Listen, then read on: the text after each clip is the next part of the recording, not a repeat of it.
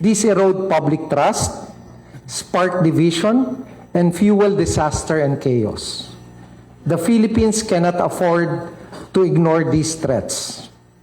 The Department of Justice, alongside the Presidential Communications Office, the PCO, and the Department of Information and Communications Technology, the DICT, have signed today a landmark Memorandum of Agreement to forge a unified whole-of-government response against the deliberate spread of these online falsehoods, misinformation, disinformation, and digitally manufactured deepfakes.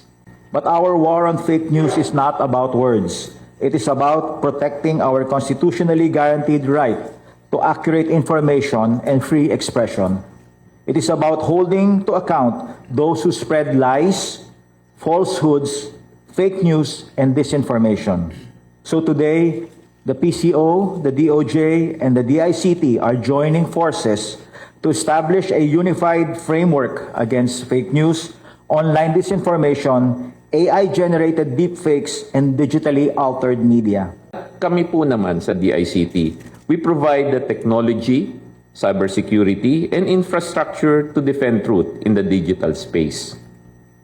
Again, bakit natin ginagawa ito? Dahil ang impormasyon ngayon ay kasing lakas ng armas. Misinformation can cause panic, distort decisions, and weaken trust in institutions. At kapag nawala ang tiwala, mahihirapan tayong panatilihin ng isang matatag na bansa.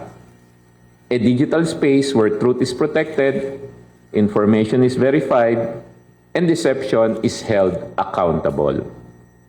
This is not just government acting on its own. This is a national responsibility po.